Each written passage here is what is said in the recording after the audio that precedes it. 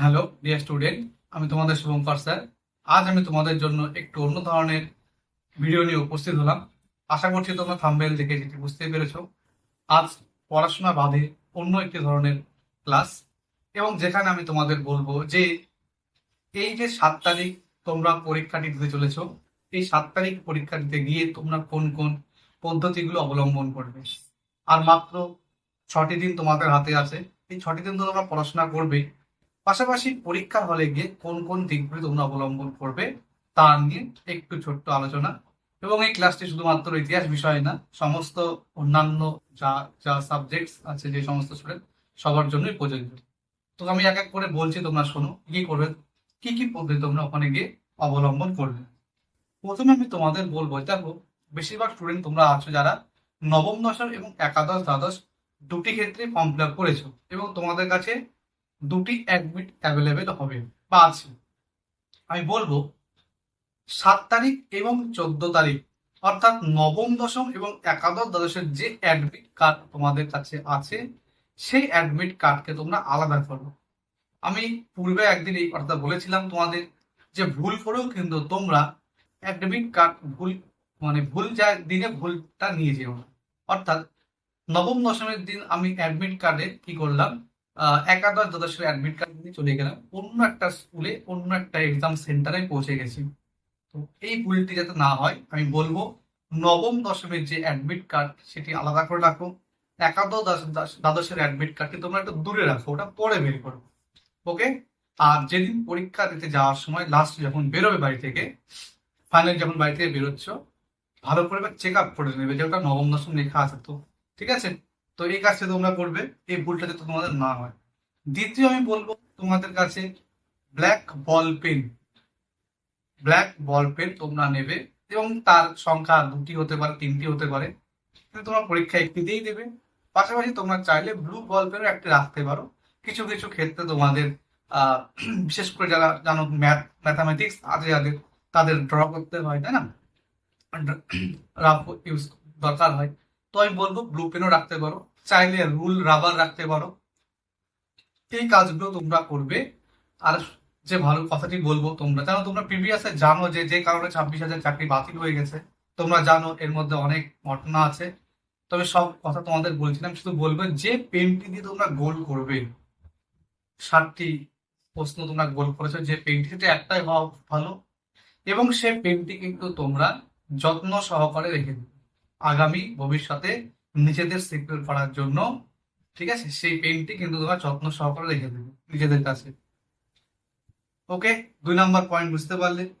Water বোতল এটা কাছে রাখবে একটি, যদি যদিও লেখা আছে অ্যালাও আছে, যদি না দিয়ে দেয় যাবার আগে খেয়ে দিয়ে জল খেয়ে ঢুকে গেলে এক্সাম দিতে, সমস্ত রকম তোমার বাইরের যাবতীয় কাজ যা আছে করে নিয়ে একটু জল খেয়ে ঢুকে গেলে, কোশ্চেন দেওয়ার আগে অন্যদের কথা শুনে কোনোভাবে প্যানিক হয়েও না, কনফিডেন্স লেভেল যেন তোমাদের হাই থাকে, এই চেষ্টাটা করো। ওকে। 4 নম্বর, এবার তোমরা ঢুকে গেলে নিজেদের অ্যাডমিট অনুযায়ী রোল দেখে একদম যে রুমে তোমার সিটটি আছে সেই সিটে গিয়ে তুমি বসলে। কিছুক্ষণ পর তোমার সামনে এলো সেই প্রশ্নপত্র, এবং যার মধ্যে তোমাকে দেওয়ার মতো একটি মাত্র ওইমার থাকবে। ভালো করে শুনে নাও, ওইমার কিন্তু একাধিক থাকবে না। যদি ওইমারে কোনো কারণে কোনো কিছু ভুল হয়ে যায়, তোমার কিন্তু ওইমার চেঞ্জ হবে না। তো কি করবে, আমি প্রথমে যে কাজটা তোমাদের করতে বলবো তা হলো, খুব যত্ন করে ওই মাঠটি বের করে নাও। ওই মাঠটি বার করলে ভুল করেও কোনোভাবে আগে প্রশ্ন দেখতে যেও না। জানি তোমাদের একটা নির্দিষ্ট টাইম থাকবে যখন তোমাদেরকে বলা হবে কোশ্চেনের সিলটাকে তোমরা ওপেন করে দাও। তাই বলবো সিল ওপেন করার আগে তোমাদের কাজটি হলো ওইমারে সঠিক জায়গায় সঠিকভাবে তোমার রোল, ক্যাটাগরি, সাবজেক্ট কোড, তারপরে ধরো সেন্টার কোড, যাবতীয় যা যা থাকে এগুলো গোল করতে হয়। তো ওগুলোকে তুমি কি করবে, খুব ধীরে সুস্থে যত্ন সহকারে বারবার অ্যাডমিটের দিকে দেখে সুন্দর করে তুমি কি করবে, ওই জায়গাগুলো গোল করবে। এবার এর মধ্যে কোশ্চেন দেখা কেন ব্যাপারটা আসে, তুমি যদি কোশ্চেন দেখেন বাই চান্স একটু মনে করো নিজের কৌতূহল বলে, তো একটা কোশ্চেনটা দেখে নি, দেখা যায় পেজ উল্টে দেখা যাবে, সিল যতই খোলা না হোক। তখন কি হবে, তোমার মনে ওই কোশ্চেনটা কিন্তু স্ট্রাইক করে যাবে। যদি কোশ্চেনটা সোজা হয় বা দু একটা কোশ্চেন থেকে সোজা হয়ে গেছে, কৌতূহলটা আরো বাড়তে শুরু করবে। যদি কঠিন হয়ে যায়, ভয় কাজ করবে। তো এগুলো করতে গিয়ে তখন কি হবে, ওই রোল রেজিস্ট্রেশন নাম্বার যা যা গোল করতে হয় ওগুলো ভুল হয়ে যাওয়ার সম্ভাবনা থাকে। কিন্তু খুব ভালো করে জিনিসটা বুঝে নাও। তো আমি বলবো কোশ্চেনটা কোশ্চেনের মতন থাকলো, ওটা আলাদা। তোমার কাজ হলো ওই সময় আগে role registration, category, subject code, এই জাতীয় জিনিসগুলো গোল করো। এই কাজ হয়ে গেল। তারপরে যে কাজটি করবে তা হলো সম্পূর্ণ কোশ্চেন, যে 60টি কোশ্চেন থাকবে প্রত্যেকটা সাবজেক্টে, 60টি কোশ্চেন একবার আগে পড়ে নাও। আর যা যা পারবে একদম 100% পারছো, দাগ দিয়ে দাও যে আমি এই প্রশ্ন পারছি, এটা এটার অ্যান্সার হচ্ছে।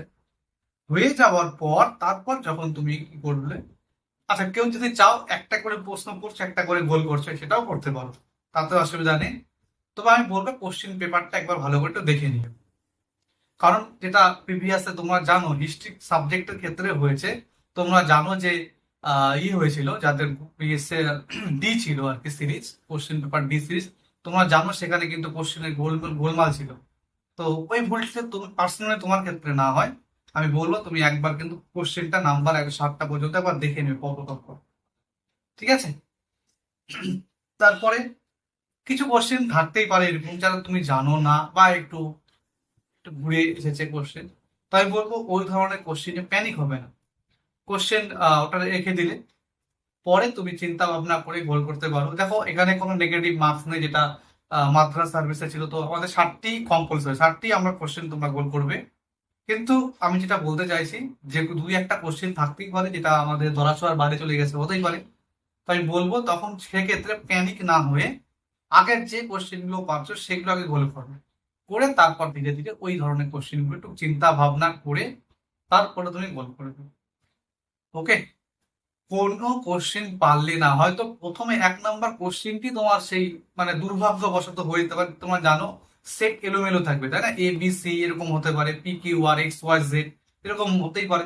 তোমার ক্ষেত্রে হয়তো ক্রোনোলজি মেনটেন্স অনুযায়ী কোশ্চেন না হয়ে এলোমেলো সেটটা এসেছে, একটা জেড সেকশন এসেছে বা আর এরকম একটা কিছু হতে পারে, যেখানে হয়তো ক্রোনোলজি মেনটেন্স নেই।